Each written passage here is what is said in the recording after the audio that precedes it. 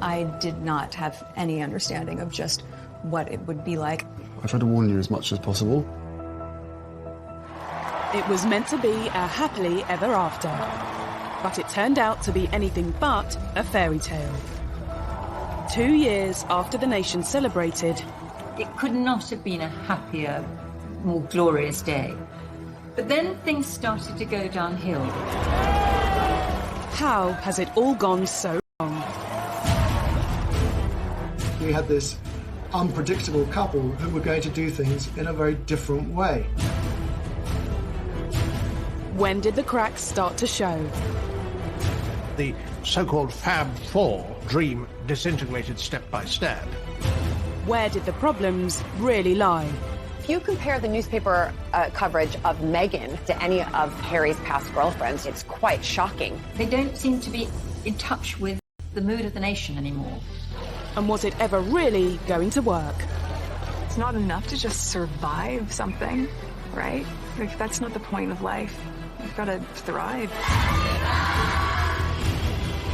As they try to start a new life in LA, they're going to war with an old enemy.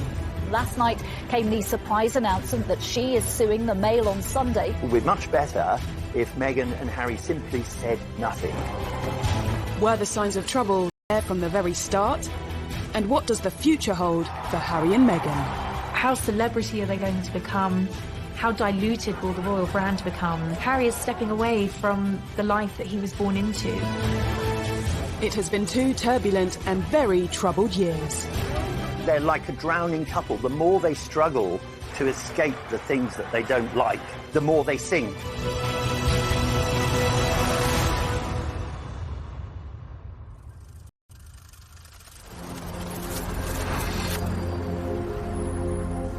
Harry and Meghan have changed the regal backdrop of Windsor for the luxurious Hollywood Hills.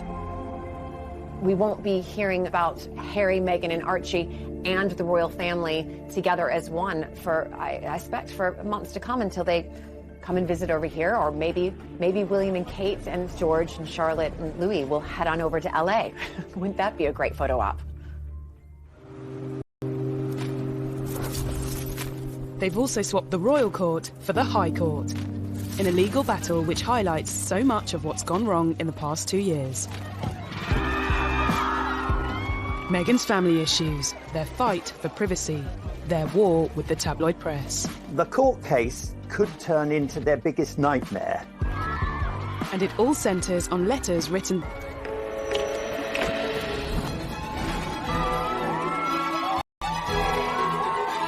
Only 2 years ago, Harry and Meghan's wedding had been a day when Britain basked in the sunshine and the warm glow of a royal couple, all set to transform the future of the monarchy. The mix of the tradition and the new and the mix of cultures totally embodied in one church service.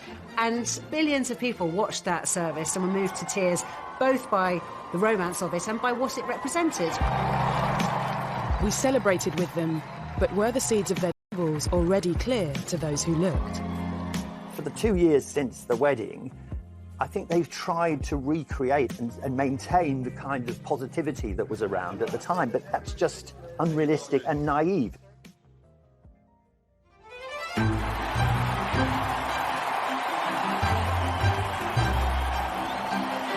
Less than 10 years ago, Harry watched older brother William marry his queen. The future heir to the throne had officially settled down. But the younger prince didn't look likely to follow suit anytime soon. This was quite a difficult period in Harry's public image, because whilst people loved the sort of cheeky, chappy image, once he was constantly being photographed falling out of Sloane nightclubs on the King's Road, people did start to slightly turn against him. Pressure on the prince's love life had also been building, after 2 long-term relationships came and went. The first love, Chelsea Davy, who he fell head over heels in love with, she had to look into the goldfish bowl of royalty and to realise absolutely this wasn't the life for her. Harry was disappointed. His second relationship with Cressida Bonus, an actor, and she too didn't like the idea of media intrusion. When you marry into the royal family, you have to give up so much individually. as a person, or at least that's what's expected of you. Girlfriend-wise, you know, it's my private life, so it's a different story. But yes, I am very protective. Obviously, it is part of my life. It's something that is part of the baggage that comes with me. I wouldn't say that Harry was unlucky in love. He just hadn't found the right one until Meghan came along. And when American actress Meghan Markle did come along, she looked set to change everything. When Meghan first appeared with Harry, she seemed absolutely perfect. The fact that she was American, she was a career woman, she was mixed race, she brought a whole lot of new things into the royal family that the royal family needed. In this strong, striking, confident woman, and the scrutiny of being in the public eye. But the nation's favourite prince, with a divorced Hollywood A-lister, raised some eyebrows from the start. Much attention was paid to her mixed heritage. Harry's fallen in love, and there were people happy about that. But then on the other side, there were people, the papers, the mainstream papers and the tabloids, talking about her in a very negative sense. People were already painting her in ways that it was clear they knew nothing about her, but it suited their negative narrative to call her what she's not, without any evidence. It is, and it was, racist. If you compare the newspaper coverage of Meghan compared to any of really Harry's past girlfriends, you know, it's quite shocking. The press has always denied racism. In November 2016, Prince Harry confirmed his relationship with Meghan in a statement telling the tabloids to back off. Looking back, was this an early sign that it wouldn't be business as usual? Harry issued this quite extraordinary statement attacking some sections of the media he wasn't going to tolerate, kind of invasive techniques that once surrounded his late mother. He couldn't protect his mother because he was only a small boy, but boy was he going to protect Meghan. In the explosive statement released via his press secretary, Harry also asked the media to pause and reflect before any further damage is done.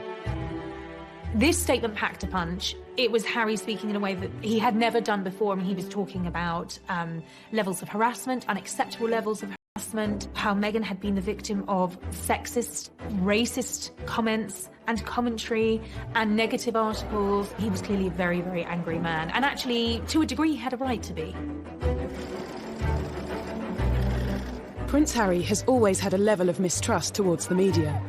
But this was one fight that was always going to have an unhappy ending. The palace thought it was unnecessarily antagonistic, and as though Harry was somehow spoiling for a fight. He went about it in an aggressively confrontational kind of way. You cannot control the media. The Queen has managed to reach a position where she's very rarely criticised, because when she, in the past, has occasionally been criticised, she says nothing. It would be much better if Meghan and Harry simply said nothing. A year after Harry's unprecedented statement, news broke that he and Meghan were engaged. The nation's favourite younger brother decided to give us all some good news today by announcing he was to marry the likeable Meghan Markle.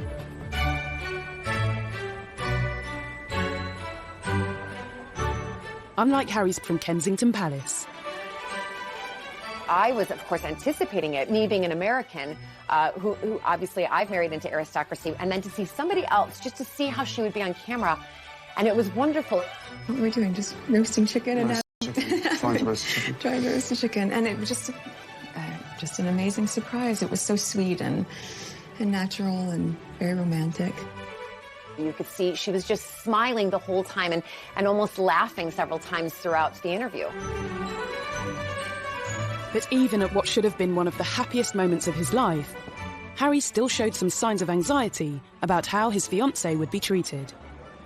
I did not have any understanding of just what it would be like. I don't think either of us did that. We both said that, even though we knew that it would be. I tried to warn you as much as possible. Both of us were totally surprised by the reaction after the first 5-6 months of what we had to ourselves of what actually happened from then. So I think you can have as many conversations as you want and try and prepare as much as possible, but we were totally unprepared for what happened after that. The scrutiny.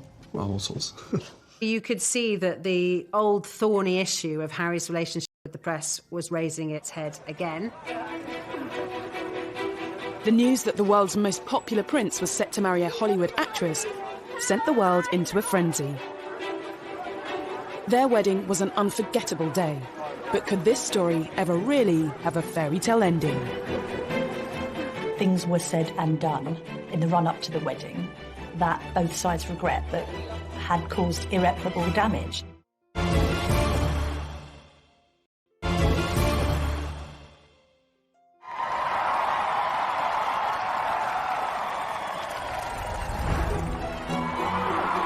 On the 19th of May 2018, the eyes of the world were on St George's Chapel in Windsor. The wedding day was wonderful. Meghan looked beautiful in her dress. Harry couldn't have looked happier. The ceremony itself was so vibrant, it was so new, it was so different, it was so unique to the two of them. And I think it was the start of something very, very happy and very, very special. Nobody can deny that the wedding day itself was sparkling. It was magic. It was like Disneyland. The couple were given the titles Duke and Duchess of Sussex.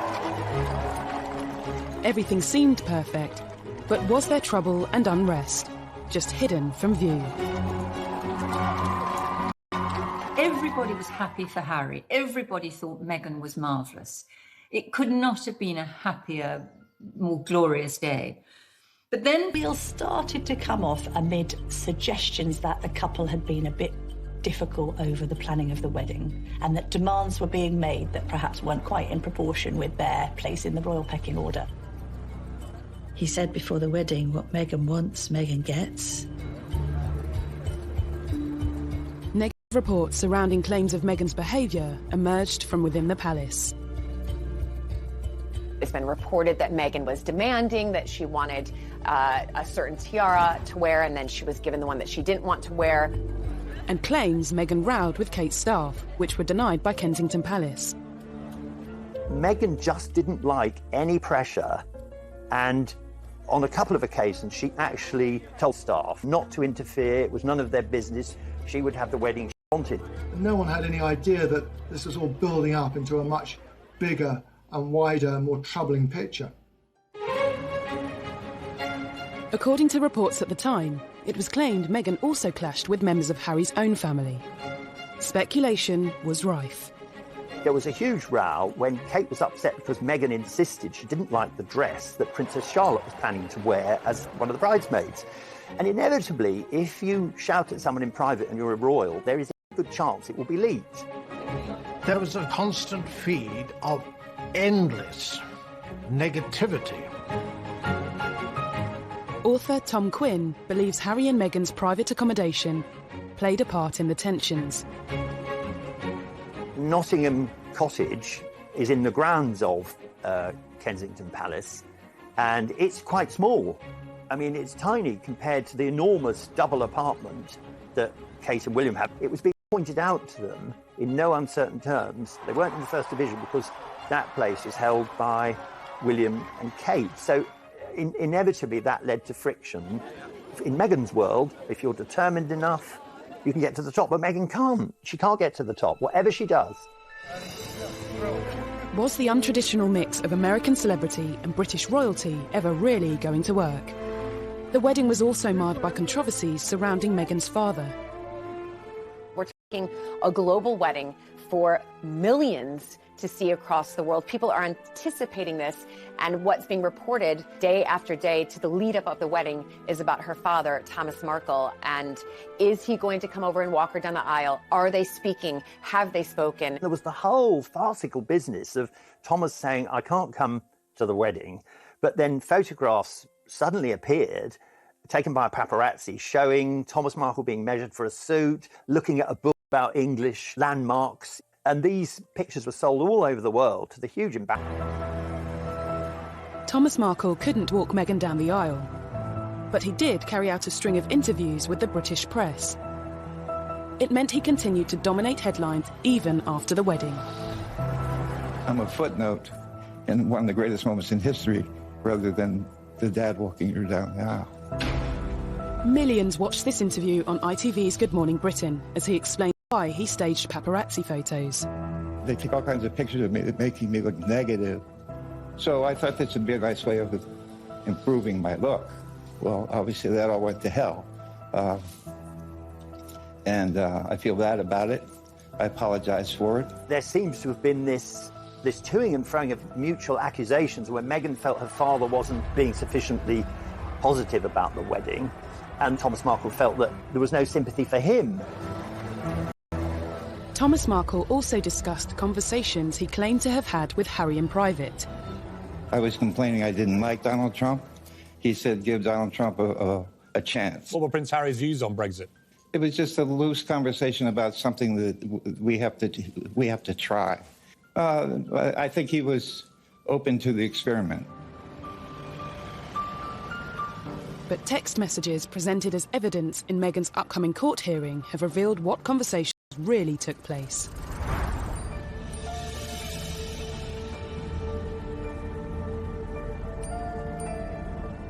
We now know what Harry was really thinking as newly revealed texts from him just before the wedding warned Meghan's father about talking to the media.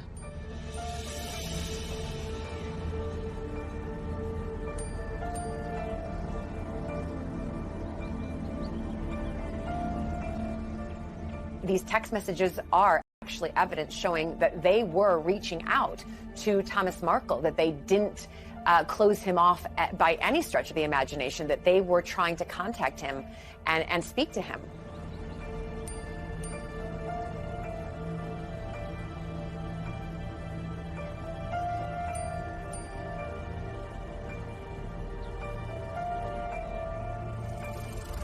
The private messages also showed how Meghan made attempts to speak with her father. Not sure the royal family as a whole will be affected in any way by the publication of these texts, but they won't like the fact that Meghan and Harry have shown once again that they're not very good at dealing with the media.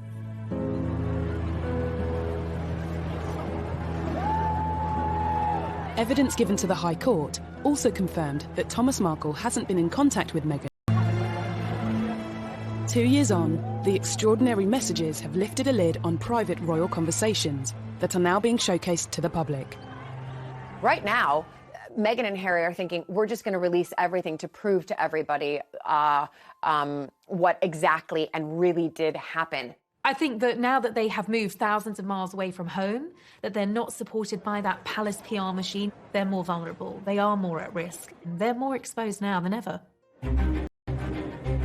Debate over Meghan's relationship with her father was another problem in a growing list of troubles that followed the wedding. Could the most troubling issue of all be Harry's fallout with his own brother? One of the things that unquestionably adversely affected the relations between Harry and William, who were so close for so many years, was a series of rumours after the wedding. William expressed doubts to Harry as to whether or not he was too quick in being engaged to Meghan. There was a brotherly discussion, which I think was voiced out of concern from William, but was misinterpreted as a lack of support. Things were said and done in the run-up to the wedding that both sides regret, but had caused irreparable damage. That's Harry. He's quite a headstrong, impulsive young man. He's much more like his late mother than William, who considers things and is, in that regard, is more of a Windsor and more like his father.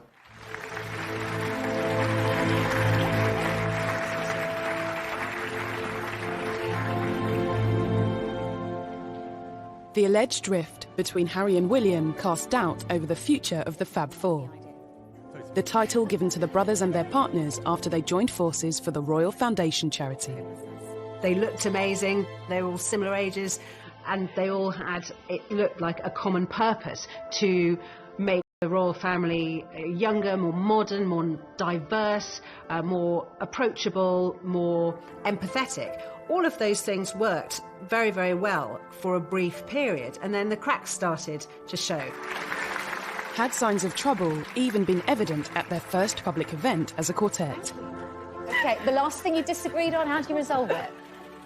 I can't remember, they come so thick and fast. But is it resolved? We don't know. Oh, we don't know. Well, you're putting on a great show if it's not. The so-called Fab Four dream disintegrated step by step. Despite the troubles within their family, it wasn't long before news broke that the Duke and Duchess of Sussex was starting their own. The real crunch came when Archie was due to be born. Even before the birth, Meghan's celebrity lifestyle... Now, nothing wrong with going to a baby shower. That's what Americans do. We don't do it so often in the UK. But they do it in America. It's a common practice. But she flew over a private jet. What's wrong with a commercial jet?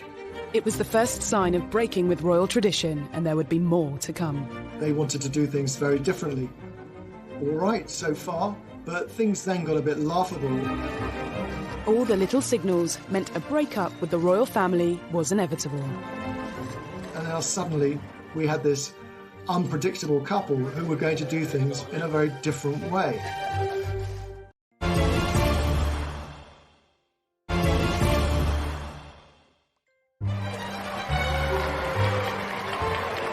For decades, new additions to the royal family have been welcomed to the world on the famous steps of the Lindo wing of St Mary's Hospital in central London. But not when it came to Harry and Meghan's first child, Archie. I'm very excited to announce that Meghan and myself have a baby boy early this morning, a very healthy boy. The first public glimpse of the royal baby came 2 days after he was born. I mean, I have the two best guys in the world, so I'm really happy. He has the sweetest temperament. He's really calm and... Who gets that from? They were not going to follow the usual pattern of a royal birth.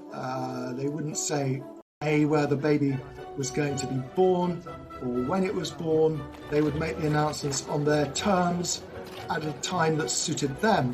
But at the same time, they were members of the royal family and they had accepted £2.4 million to renovate their house in Windsor. I think the public felt that they had a right to get excited about the birth, to maybe wait outside the hospital, wait for a glimpse of mother and baby and father to come out. Then the public was denied that. That really rattled the press. They didn't like it. As well as denying the papers a front-page picture, Harry and Meghan also kept their choice of godparents private. Looking back, a telling sign that big changes were on the horizon.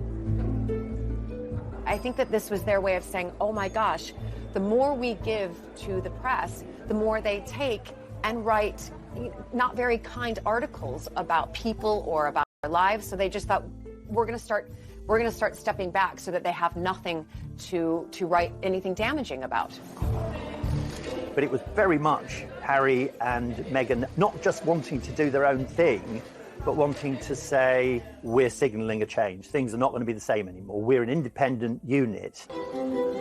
The couple had already begun forging their own path, moving from Kensington Palace to Windsor in time for Archie's birth. Then, a month later, they split from William and Kate's Royal Foundation, marking the end of the Fab Four. Their appearance 18 months earlier at a Royal Foundation forum proved to be the first and last time the quartet would appear at such an event together. Do you ever have disagreements about things? Oh, yes. Can you really have four very big personalities with different backgrounds, with Meghan and Kate, and different futures with William and Harry? Can they really be a cohesive group that can work very happily together? They probably should have separated at the very beginning and not tried to be a quartet. As a new family, Harry, Meghan and Archie toured southern Africa. I wanted to ensure that our first visit as a family, with my wife by my side, focused on the significant challenges facing millions of South Africans. Many of their troubles seemed to disappear. They got very positive press in southern Africa. That went down incredibly well. They couldn't have done it had they written the script themselves. Couldn't have been better. They were the golden couple sprinkling fairy dust all over southern Africa. And then at the end of that tour, they completely shot themselves in the foot. This led to the ITV documentary where they talked about being so deeply unhappy as senior members of the royal family, which hit the world like something of a thunderbolt. In a revealing documentary, Harry and Meghan expressed their true feelings and the problems bubbling under the surface. There's been a lot of talk in the press about rifts with your brother. How much of that is true? Look, we're brothers. We'll always be brothers. We're certainly on different paths at the moment, but I will always be there for him, and as I know he'll always be there for me. I don't know what the impact on your physical and mental health of all the pressure that you clearly feel under. Thank you for asking, because not many people have asked if I'm okay. It's not enough to just survive something, right? Like, that's not the point of life. You've got to thrive, you've got to feel happy, and I think I really tried to adopt this British sensibility of a stiff upper lip. She did really try to adapt this British stiff upper lip, keep calm and carry on, you know, never complain, never explain. But let's remember, she's American. We like to complain and explain. Rather ill-advised in my view, because, you know, he talked about how, you know, grim their lives were against a backdrop of one of the most benighted and poorest parts on the globe. This wasn't enough. They also wanted to send a message to the tabloids. While Harry and Meghan were 5,000 miles from home last night, came the surprise announcement that she is suing the Mail on Sunday for publishing a private letter she wrote to her estranged father. Harry's bombshell statement at the end of that tour announcing that his wife was taking legal action against a newspaper, and really, well, a character assassination, I suppose, on the British media. No one expected it to end like that. Harry and Meghan were very publicly sharing their troubles with the world, and the world lapped them up. I think that part of the fascination and the outrage thrown at Harry and Meghan is probably deeply rooted in jealousy in some part, right? People don't want to accept that. Be it ordinary people like you and I, or, you know, high-profile people who just want to get in there. People think that Harry and Meghan is the next, I don't know, chapter or episode of Netflix's The Crown. No, these are real people. At Christmas, Harry and Meghan did things their own way again. They spent Christmas in Canada, not Sandringham. The only other time Harry had missed Christmas with the Queen was when he served in Afghanistan. And just 2 years earlier, the royal family had broken protocol to invite Meghan to the celebrations. Meghan was invited to Sandringham for a royal Christmas before they were even married. She is the only royal girlfriend to have been afforded that privilege. So I think the royals went above and beyond and did everything they possibly could to make her feel at home. But their decision to skip Sandringham in 2019 was a clear sign of an imminent and much bigger decision. Once Harry and Meghan had gone to Canada for Christmas, once it became clear that they'd taken their dogs with them, it became very, very obvious that they weren't coming back anytime soon. Just before Christmas, he and Meghan decided to have a pause and think about what they wanted to do. They went off to Canada, and when they came back, it was announced early in 2020 that they were going to remove themselves from royal life.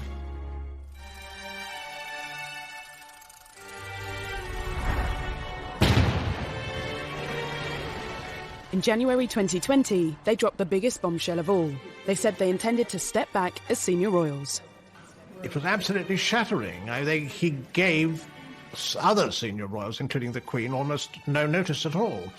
And I thought that he and Meghan had gone rogue, that this was a deplorable way to handle it. I think that the Queen should have been informed. There had been negotiations that had been going on for some time, but nothing had been decided. And he was told to commit his ideas to paper, and he responded, well, no, if I do that, it'll just end up in the newspapers.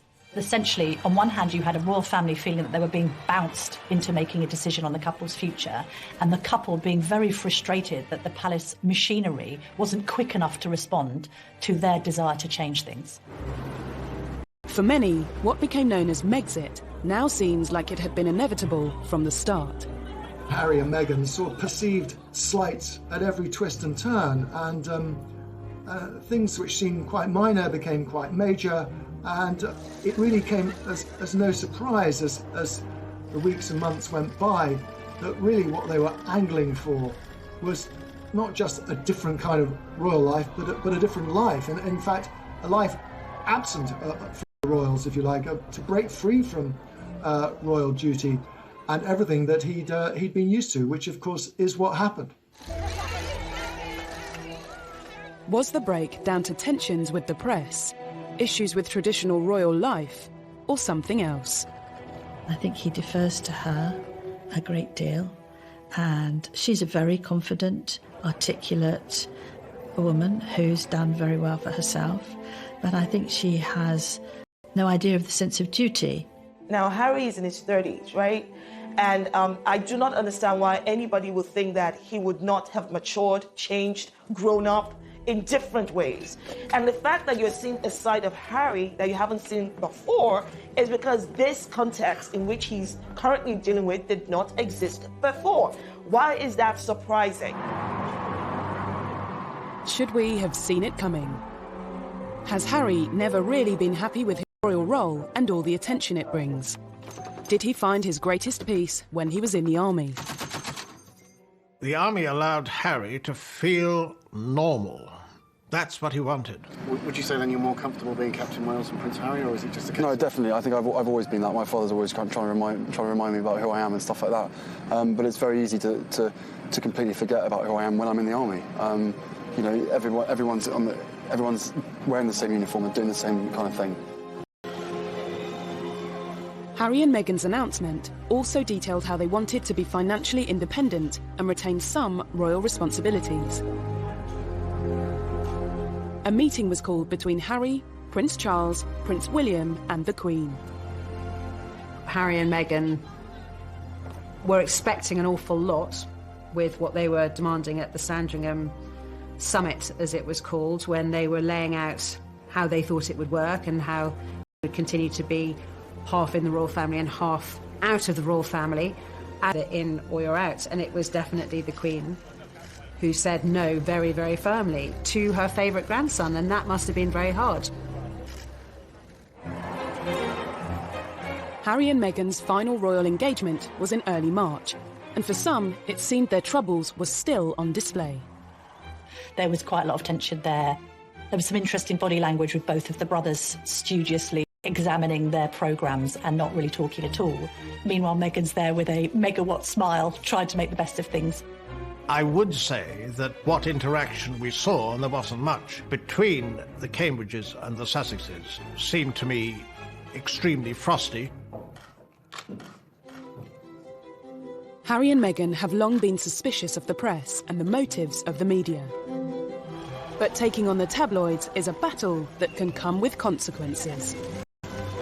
If you want less press intrusion, yet you launch court cases against the press, this could lead to the ultimate horror that Meghan could appear in court, at least in theory, against her father, Thomas. They don't seem to be in touch with the mood of the nation anymore.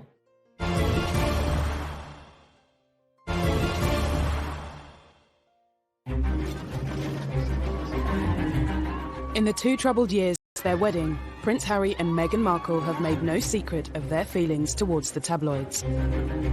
Looking back, Harry has long been vocal about what he sees as press intrusion. They still upset me and I still read them. Why, I do not know. And so what do you think the public perception of Harry is? I don't know, it fluctuates. It depends on what the media want to write, I suppose. That feeling only grew when he and Meghan became a couple. We were just hit so hard at the beginning with a lot of mistruths that I made the choice to not read anything, positive or negative. It just didn't make sense. Being part of this family and this role and this job, every single time I see a camera, every single time I hear a click, every single time I see a flash, it takes me straight back.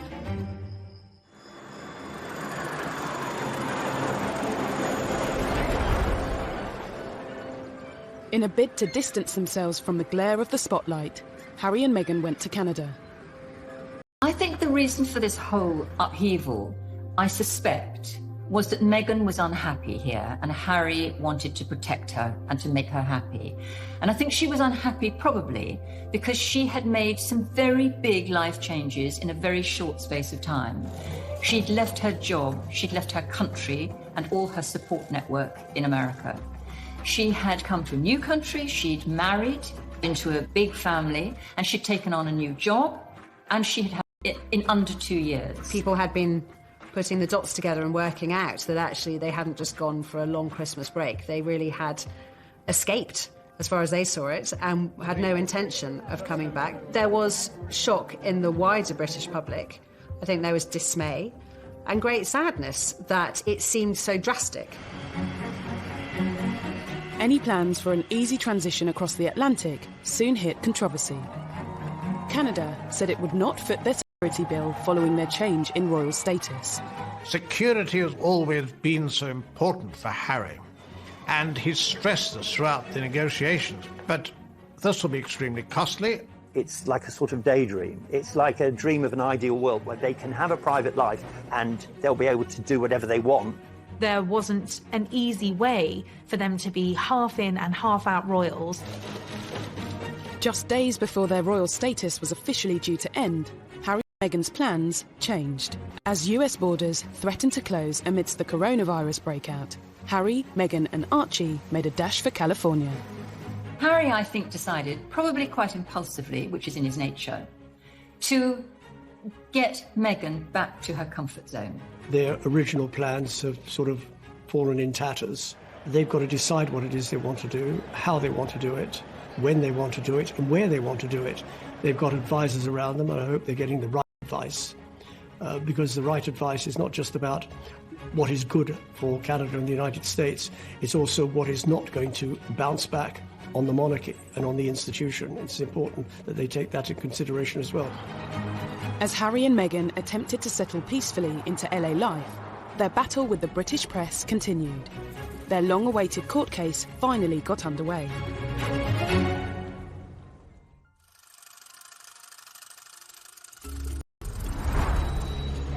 Meghan is suing Associated Newspapers for misuse of private information, breach of data protection, and copyright infringement, after a letter she sent her father was published by the Mail on Sunday. This is a private letter to her father expressing, her feelings, and having that released absolutely will cause distress on anybody. But to do so, she and Harry have had to reveal more personal information in court. They don't like being written about in the British tabloid press, but at the same time, they are suing, and that will come out in the courts, all of the text messages and the documents. So they must feel very, very confident that what they have to show will, in one sense, vindicate them. Absolutely. They want to use this opportunity to change about her father. Clearly, it means a lot to her personally to be able to say, none of these things are true. I got in touch with my father. I tried to help my father. It was difficult to reach my father. He wasn't responsive. The reality is that they have to do this. And whether they win the court case or not, they're the first to do it, and I think that means a lot. The first round went in favour of the Mail on Sunday, with a judge dismissing some of Meghan's claims against the publisher, including allegations that it acted dishonestly. The judge threw out, in the preliminary hearing, threw out some of the allegations that Meghan and Harry had made against the Mail. He described them as irrelevant, just not part of anything the law could look at or decide on. But that was just the opening battle. When the case goes to trial, it could all get really uncomfortable. If you want less press intrusion, yet you launch court cases against the press, this could lead to the ultimate horror, and that would be that Meghan could appear in court, at least in theory, against her father, Thomas, who has contributed to a great deal of the adverse publicity that they've received. That would be a global news story and be truly bizarre. On top of Meghan's legal action, Harry has also filed a lawsuit against The Sun and the Daily Mirror for alleged phone hacking. I think Harry doesn't really like the press, and I think he often puts on a smile and a brave face, but deep down there's a loathing there. He's obviously trying to be specific with the Mail on Sunday's publication of Meghan's letter, and indeed he's being specific on hacking. If legal proceedings weren't enough, the pair have written an open letter to the Daily Mail, The Sun, the Daily Mirror and the Daily Express, signalling their intention to sever all ties with them. In the letter, they told the newspapers to expect no corroboration and zero engagement. Immediately, it was picked up by the tabloids and made into a story itself. And it made Meghan and Harry also, it made them seem petulant.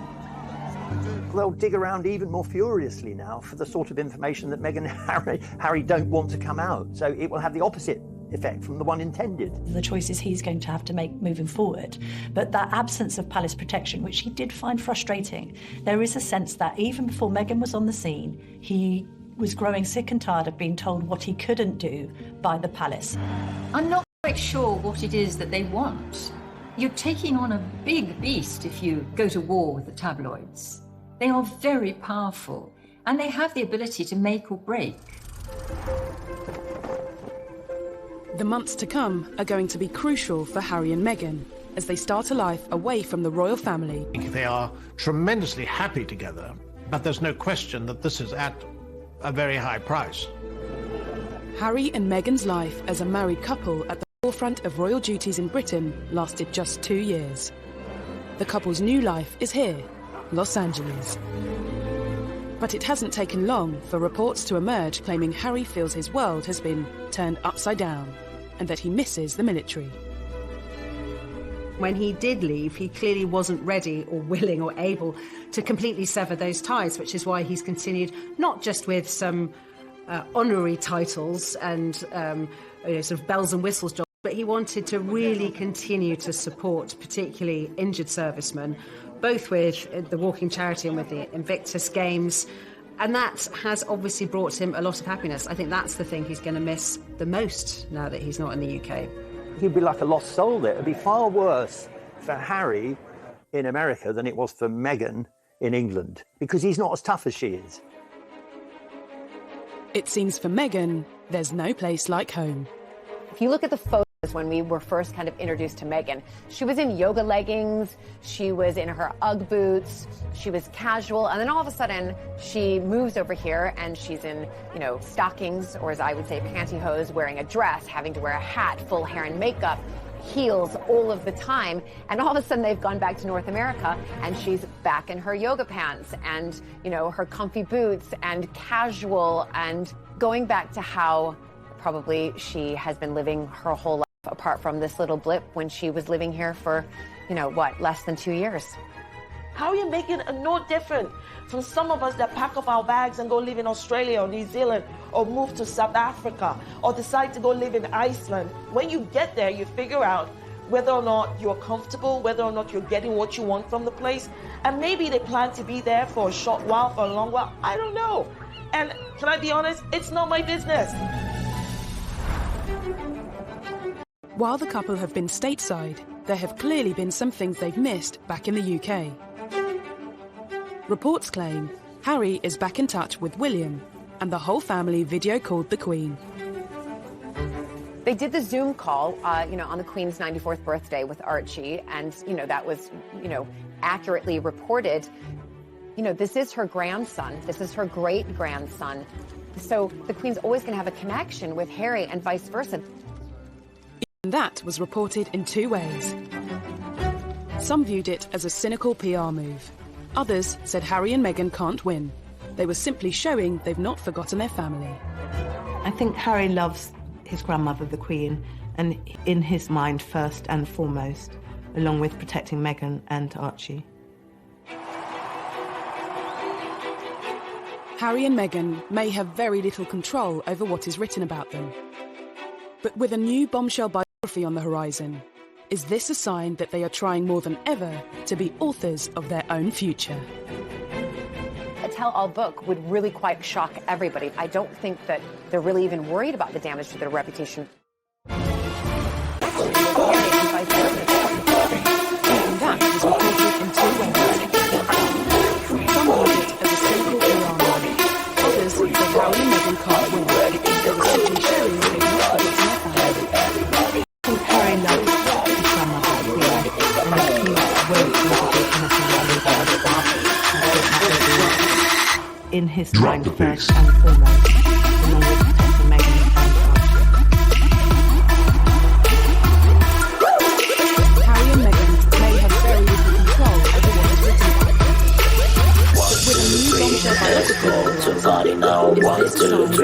about. Girls go round and round. 1, 2, 3. DJ gets about. 1, 2, 3. Drink up and drink it up. We can say never give up. Drink it up, I drink it up. You drink it up, we drink it up. Drink yourself.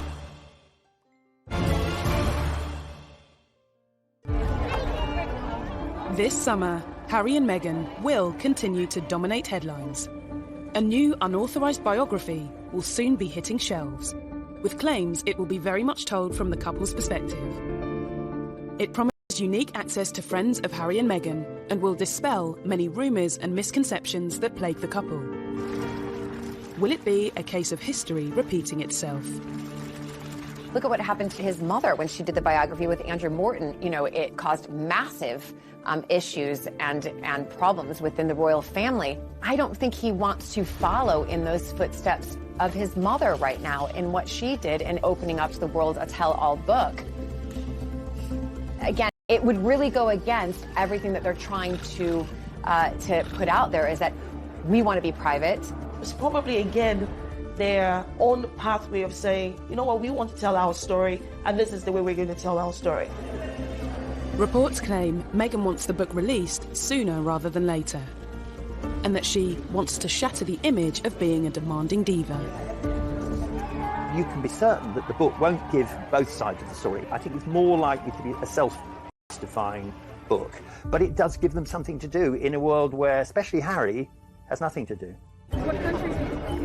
It seems their story is far from over, but Los Angeles comes with its own way of doing things. In the world of celebrity, anything goes. I mean, you can go to a burger joint and be photographed outside.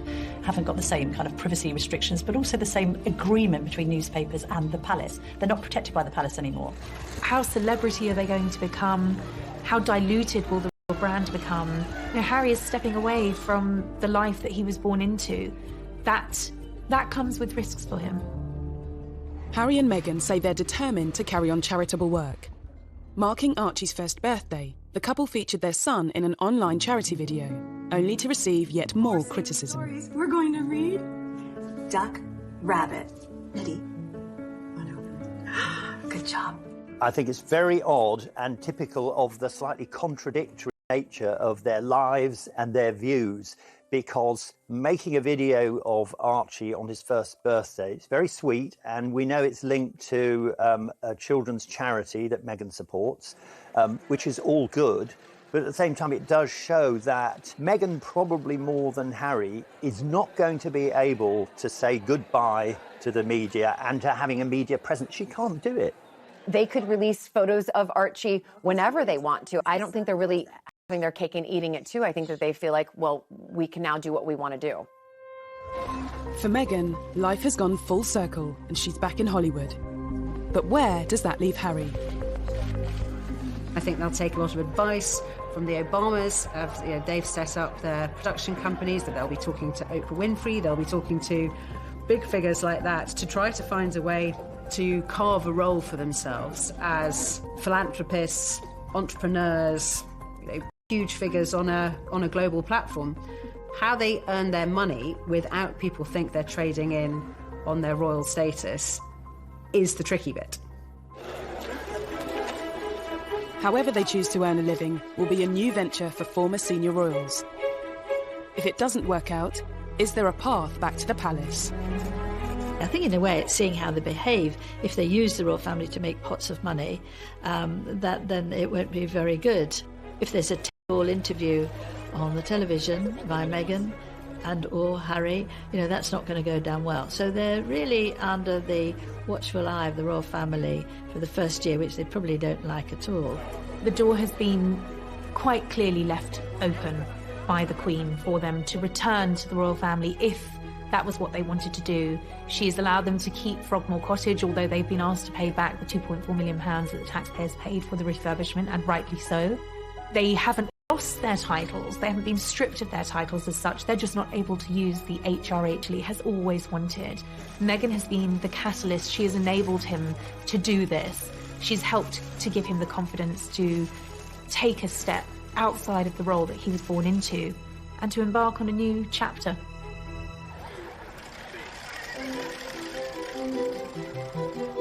They may be at the start of a new chapter, but it's been a troubled 2 years for Harry and Meghan. Looking back, were there signs of trouble from the start? And looking to the future, are there signs of more trouble yet to come? Harry was intent on a different path, clearly. I mean, I don't think he deliberately set out to upset the public, and quite possibly he hasn't. Although I do think a lot of people have become rather disenchanted with him and her over what has happened subsequently, and he is not quite the popular figure that he once was. No matter what, someone is going to be criticizing them, no matter what they do. They have this wonderful platform and they know it. I don't think they're getting very good advice at the moment, and I don't think they are thinking a lot of these things through. Harry and Meghan are no different from any other couple out there. This is one of the fights that they have to undertake together.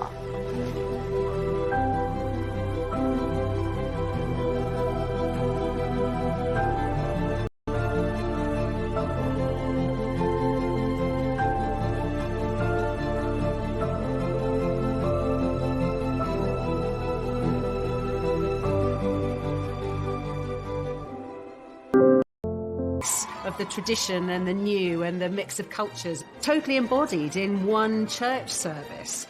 And billions of people watched that service and were moved to tears, both by the romance of it and by what it represented. We celebrated with them, but were the seeds of their troubles already clear to those who looked? For the 2 years since the wedding, I think they've tried to recreate and maintain the kind of positivity that was around at the time, but that's just unrealistic and naive.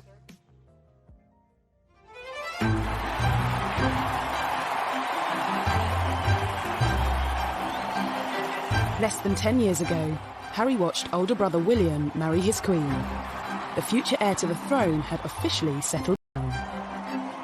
But the younger prince